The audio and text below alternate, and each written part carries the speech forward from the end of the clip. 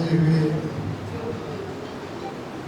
सभी भाई बंधु बहन दीदी सब,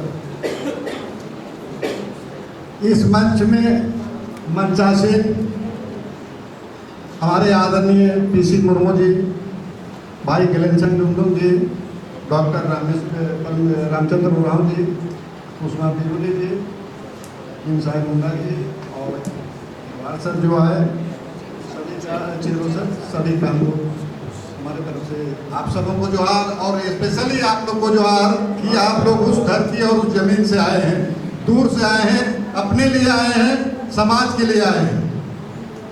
मेरा बात थोड़ा सा, मैं अपना परिचय देता हूँ, आदमी नहीं देते हैं लेकिन मेरी बोली में थोड़ी सी कहीं अगर कंफ्यूजन होगा तो क्षमा करेंगे। इसीलिए मैं स्टेट बैंक ऑफ इंडिया में कार्यरत था।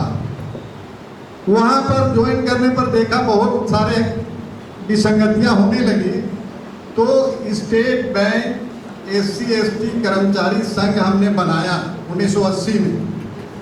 वो जाके पूरे देश के लेवल पर अभी फेडरेशन लेवल पर चल रहे थे। दूसरा, स्टेट बैंक ऑफिसर्स एसोसिएशन में मैं लंबे दिन तक यहाँ सेक्रेटरी रहा। तीसरी बात की ऑल बैंक ऑफिसर्स कॉन्फेडरेशन का भी मैं 2 बार प्रेसिडेंट रहा। इसी दरमियान 1997 में 5 DUPT ऑर्डर्स आया, इसमें रिजर्वेशन खत्म कर दिया गया था, तो all India confederation of SC/ST organisations जो बनी, तो उसका भी मैं यहाँ पर प्रेसिडेंट अभी भी हूँ। और एक नया संस्था जो समाज इधर उधर हो रहा है, इसलिए पढ़ास समन्वय परिषद एक गठित किया गया, इसका ऑर्गेनाइजिंग सेक्रेटरी सह प्रवक्ता हूँ। मैं अपने बात रखने के पहले हमारे पुरखे क्या थे और हम क्या हैं, वो पढ़े लिखे या वो अच्छे थे या हम अच्छे हैं, थोड़ा सा इसको तुलना करना चाहिए, तभी थोड़ा सा गर्माहट आएगी। जब यहाँ हम लोग का कोई इतिहासकार नहीं है, इतिहास लिखने वाले नहीं हैं, तो कहते हैं कि जब शेर के लिए जाइएगा तो शेर के बारे में लिखता है, शिकारी के बारे ही लिखता है इतिहासकार। वही हालत हो गई है। तो इतिहास में मिलता है कि हमारे जो भी ब्रिटिशर का टैक्स कलेक्टर जो भी घुसने लगे, तो जबरा बढ़िया दिल का माझे तरफ से शुरू होती है जो इतिहास बोलती है। लेकिन इतिहास में उसके पहले ये मुंडा समुदाय जो है, आपको घाटशिला एरिया में जो रह रहे हैं, इनकी लड़ाई सबसे पहले 1765-66 में इन्होंने किया, जो इतिहास में जगह नहीं मिला। ये है भूमि मुंडा, और यही भूमि मुंडा अभी भी कारण बन रहे हैं कि ये रघुनाथ महतो है कि रघुनाथ सिंह है। तो आप लोग के पास क्लियर कर दें कि रघुनाथ सिंह वो हैं, उनके पिताजी बैद्यनाथ सिंह हुए, उनके पिताजी हो गए जगन्नाथ सिंह, जिनको फांसी दे दिया गया ब्रिटिशर के द्वारा। उनके बाप को, उनके बेटा को मार दिया गया जेल में, और ये इनके बाद इस तरह आई। तो मैं ये बात इसलिए ले रहा हूँ कि संथाल परगना में जब ये आए कि बहादुर साहब वहाँ से भेजा इनको कि British company east India company को दीवानी की अधिकार मिली, तो वहाँ पर वो टैक्स कलेक्शन के लिए आदमी को भेजा कि ये तहसीलदार होगा, ये जमींदार होगा, ये राजा होगा, ये महाराजा होगा। लेकिन उसके साथ साथ साहू लोग को भी भेज दिया, सुरकोर को भी भेज दिया, और ये गति इस तरह से चलने लगी कि हमारे आदमी जो यहाँ पर परिभाषा हम लोग आदिवासी को दे दिए, इसलिए बहुत सारी चीज़ को हम रिपीट नहीं करेंगे। हम लोग इतनी दूर दूर से आए हैं तो नया नया चीज़ को जाने। और उसी बीच में जितना भी हमारे साथ अनैतिक होना चाहिए था, व्यभिचार होना चाहिए था, सब कुछ होने लगा। 1855 में इधर जो आई विद्रोह, उस समय इधर से आ रहा था, वहाँ से रेलवे ट्रैक उनको बिछानी थी, उसमें बाहर से ठेकेदार और ये लोग आने के बाद में जो व्यभिचार बेटी बहनों के साथ होने लगी, ये अबरदाशनीय हो लगा। तब ये सिद्धू ने कहा कि सिद्धू कानून की नहीं, इसको आप इसको तो अस्त्र शस्त्र से जवाब देना होगा, हुकुम करना होगा। और वहीं से हुल जो शुरू हुई तो पुनरावृत्ति होते हुए इधर फिर मुंडा समाज में चली गई, भो में, उरांव में, चेरों में, इधर खड़िया में, सभी ने जो सिस्टम, हमारे पास कम्युनिकेशन सिस्टम नहीं था, जंगल था, लेकिन लड़ा, भरपूर लड़ा उन्होंने हमारा अस्तित्व और जो जल जंगल सभी को बचाया। उनके औलाद, उनको मौका नहीं मिला जंगल से बाहर निकलने के लिए। हम लोग निकले, पढ़े लिखे अभी, और पढ़ लिख के जो हमको त्राहिमाम कराया, उसी का धर्म को बचाने के लिए हमारे बाल बच्चे लगे हुए। तो ये दो चीजों को आ रहे हैं कि ये पुरानी बात हो गई, हमारी अभी बात हो गई कि ये झारखंड बनने के बाद हमारी स्थिति बद से बदतर हो गई। ये झारखंड बनाने के लिए हमारे जयपाल सिंह मुंडा हो, ठेवले उरांव जी हो, बाबुल सुंदराय जी हो, एसके बागे हो, एमी होरो हो, या बिरसा सेवा दल आया, शिबू सोरेन ने अबुआ दिसुम अबुआ राज की कल्पना लाई, आज शू बना, इतनी दूर तक कुर्बानियां देने की मेरा के बाद झारखंड बना। लेकिन झारखंड बनने के बाद अबुआ दिसुम अबुआ राज को जिस तरह चलना चाहिए शायद हमारे नजर से नहीं चल रहा है। और हमारे बाप दादा सिद्धू कानू चांद भैरव और इधर जबरा पहाड़िया तिलका मांझी जो जगन्नाथ जी लड़े, शायद हम लोग उसका कीमत या उनका इज्जत करने के लायक भी अभी हम लोग नहीं है। झारखंड राज्य बनने के बाद हमारा पहला तो शिक्षा बर्बाद हो गया, दूसरा नौकरी बर्बाद हो गई,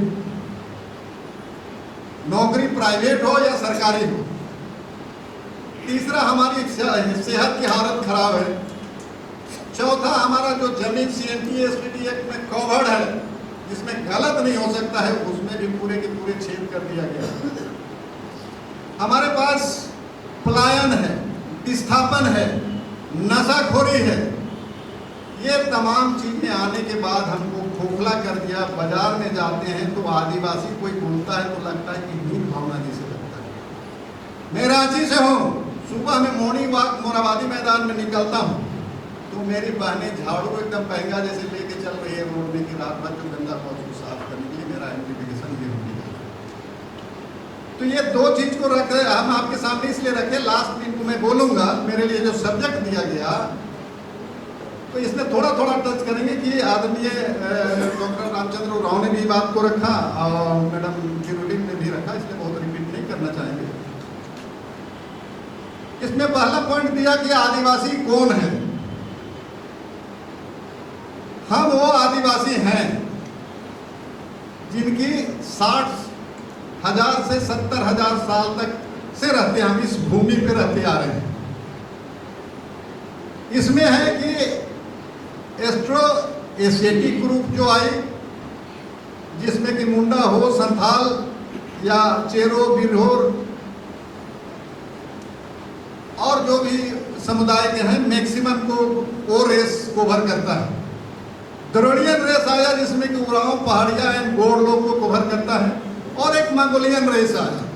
हम लोग यहाँ चर्चा कर रहे हैं कि आजकल सोशल मीडिया में आ रहा है कि हम लोग झारखंड में ही हैं, उरांव, मुंडा हो, खड़िया, संथाली, लोहरा, बिरजा, बिरहोर यही लोग हैं, और यहाँ ईसाई और नॉन ईसाई ही रहते हैं। शायद आजकल के यहाँ सोशल मीडिया में घूमने से लगता है कि हम लोग झारखंड में ही रहते हैं, यही आदिवासी हैं, यही जनजाति हैं। जनजाति का डिफिनेशन दिया गया हम लोग ऑल ओवर इंडिया, आप जम्मू कश्मीर से लेके जाइए लक्षद्वीप तक। आजादी के समय से आइडेंटिफाई नहीं किया, उसमें हम लोग को परिभाषित भी नहीं किया। उस समय हम लोग का समुदाय इस तरह था कि आप कुछ भी धर्म मान रहे हैं। ये अनुसूचित जनजाति बाद में आई, आदिवासी हुआ करती थी। अभी भी बकरवाल जो है आपका जम्मू कश्मीर में मुस्लिम धर्म मानते हैं, लेकिन आदिवासी सूची में। लक्षद्वीप में 100% मुस्लिम हैं, वहाँ के जितने जनप्रतिनिधि हैं MLA या MP के लिए वो मुस्लिम हैं, लेकिन उनकी जो रिचुअल है, कल्चर है, साइनेस है, कन्फाइंड जगह है, तो उनको हम लोग रखते हैं। ये पॉइंट पर हम लोग बाद में आएंगे। तो हम लोग ये जो रेस जो आई, हमारी बहुत पुरानी रेस आई और हम ही उसी के साथ रह रहे हैं। नेचर हमारा एक ही के जैसे है, वही आदिवासी हैं, जिसको संवैधानिक भाषा में जनजातीय समुदाय के रूप में उसको परिभाषित किया गया। दूसरा पॉइंट यहाँ आ रहा है कि आदिवासी और वनवासी शब्द खोजने से बहुत मुश्किल से मिलता है कि हम आदिवासी हैं, जनजाति बोल दिया, इतना दिन तक तो चलती थी, लेकिन यहाँ आ गया कि हम वनवासी हैं। तो देश आजाद होने के बाद हम लोग बहुत सीधे साधे, कम पढ़े लिखे, कम बात में चर्चा करते हैं जो प्रजातांत्रिक या राजनीतिक के संदर्भ में। ये हमारी बहुत बड़ी भूल है, जिसको कि उन्होंने बार बार इनकैश करने का कोशिश किया कि जब जनगणना हुई 1981 से लेकर 1951 तक हम लोग का अलग अलग नाम से था। शुरू में कहा गया कि एनिमिस्ट कहा 1871 में, उसके बाद में फिर एबोरिजिन, एनिमिस्ट,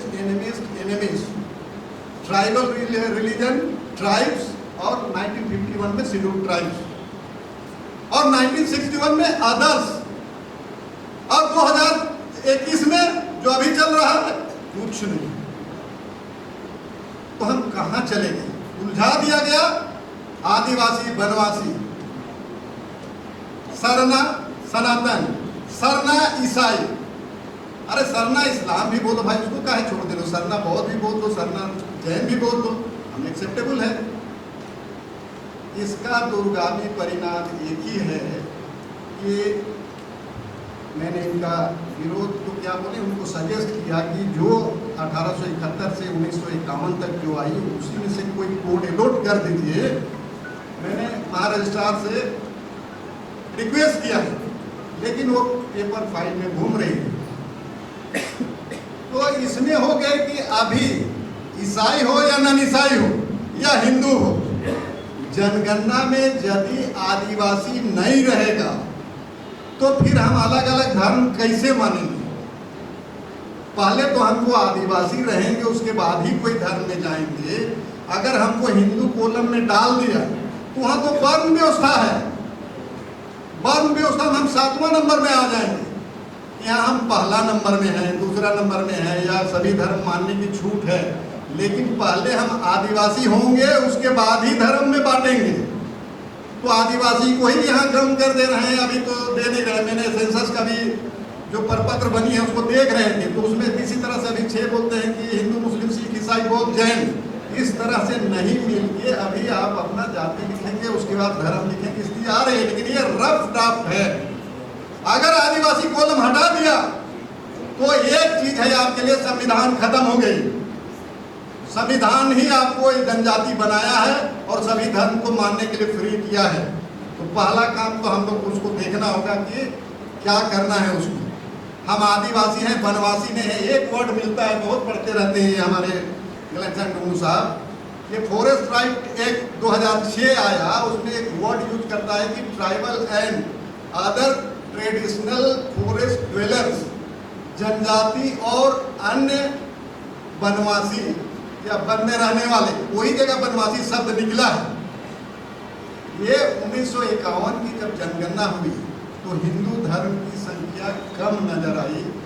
तो नॉर्थ ईस्ट में देखा गया वहाँ पर कि गवर्नमेंट वहाँ पर क्रिश्चियन के लिए तो जगह दिया धर्म का, और जो क्रिश्चियन नहीं मानते हैं वो आदि धर्म में हैं, अपना धर्म मानते हैं, उनको ये विश्व हिंदू परिषद या एनएस गोलवर्कर ने देखा कि ये आदमी हैं, इनको हम लोगों को हिंदू धर्म में मिला लेना चाहिए। और उसी समय से ये बात उठी कि other than Christian north east में जो है उसको हिंदू धर्म में मिलाया जाए। और अब कंसेप्ट आती आई कि 5th शेड्यूल एरिया में तो और ज्यादा संख्या है। तब इन्होंने 5th शेड्यूल एरिया में देखा कि इसको करना है, तो यहाँ मध्य प्रदेश का जो जसपुर एरिया था, अभी छत्तीसगढ़ है, उसमें वनवासी कल्याण आश्रम का गठन 1952 में किया गया। ये रमाकांत केशव देशपांडे के द्वारा। ये MS गोलवलकर का मार्गदर्शन में कि हाँ ईसाई बन रहे हैं उसको वापस घर वापसी करना है। वो नहीं बतला रहे हैं कि आप आदिवासी सरना में रहोगे लेकिन घर वापसी करके हमको हिंदू बनाना है, वो क्लियर नहीं किए। भाई लोग हमारे बनवासी और सरना और ईसाई में लड़ाई शुरू हो गई। तो 1952 से ये लोग लगे हुए हैं। जब जब इस तरह की बात आती है कि राजतंत्र में रहनी है, राजतंत्र में जहां संख्या आपकी होगी वहीं की राज होगी। हम आदिवासियों को या कोई भी राज को, कोई देश को अगर उसको बर्बाद करना है, गन गोली मत दीजिए, धर्म के नाम से लड़ा दीजिए, स्वतः बर्बाद हो जाए। ये मैं नहीं बोल रहा हूँ, ये लियो टॉल्स्टॉय ने कहा गया है 1910 में। तो हम लोगों को किसी न किसी तरह से, हम दो भाई हैं, एक ईसाई धर्म मान रहा है, मैं सरना में हूँ, लेकिन इतनी विरक्ति हो गई कि दोनों का चेहरा हम देखना शुरू नहीं चाहते हैं। सबसे अच्छा दोस्त भाई है, सबसे बड़ा दुश्मन भाई है। अब दोनों को परखना है, हमको क्या करना है। सर्वाइवल है आदिवासी का। जब तक हम आदिवासी नहीं होंगे हम बचेंगे नहीं। हम तो दो पता चल जा रहा है कि हाँ ईसाई और सरना है, लेकिन जो हमारे छोटे रह गए हैं ट्राइब्स का ग्रुप में 32-33 जनजातियां में, वो तो जनरल कास्ट के नज़दीक में, साबरन के नज़दीक में है, उनके सिस्टम कस्टम को अपनाए हुए हैं। उसको हम कैसे बनाएंगे, कैसे समझाएंगे। तो हम लोगों को पहले जो भी धर्म मानना है मानिए, लेकिन पहले आप आदिवासी बनिए। आदिवासी बनेंगे, जनजाति बनेंगे, तभी जो संवैधानिक अधिकार बचेगा, हमारी पौराणिक जो परंपराएं हैं बचेगी, हमारी सर्वांगीण विकास होगा। तो इस तरह से हम लोग को जब जब इलेक्शन आता है छोटा स्लोगन बनता है, छोटा स्लोगन बनती है और उस स्लोगन में हम लोग फंस जाते हैं। सॉरी, थोड़ी सी मैं टाइम लूँगा सर, 2 मिनट और। ये धर्म से रिलेटेड हुई या आदिवासी, बनवासी, सरना, सनातन, सरना, ईसाई, या जो बोलना है, ये बात जो है पॉलिटिकल स्टंट है और दूसरा कुछ नहीं है। उससे हम लोग को बचना है। मैं संचालिका महोदय से इसीलिए थोड़ा दरखास्त किया कि अभी का जो बर्निंग इशू है, टॉपिक तो मैंने डाल दिया कि सिद्धू कानू चांद भैरव ने क्या किया, हमको क्या करना है। ये राज बनने के बाद मैंने इतनी पद में था बोला, मैंने सरकार से पूछा कि जो भी सरकारी नौकरी है उसमें आरक्षण देना होगा। ये वर्तमान सरकार है, पिछला टेन्योर में बोला था कि हमने 75% प्राइवेट में नौकरी देंगे। हमने हर एक डिपार्टमेंट को लिखा कि आपका आरक्षण रोस्टर रजिस्टर बतलाइए कि किस तरह से आपने बहाली किया है। बहुत सारे ने दिया, बहुत सारे ने नहीं दिया। मैंने पूरा जत्था उठा के किया कि सरकार से सवाल किया कि अभी आपका राज बन गया, राज चला रहे हैं, लेकिन आरक्षण रोस्टर रजिस्टर नहीं बना है, तो हमारा हिस्सेदारी आप कैसे दे रहे हैं। गलती से रिम्स ने दे दिया हमको अपना रोस्टर रजिस्टर का डिटेल। मैंने कैलकुलेशन किया, एक दिन नहीं 15 दिन मुझे लगा।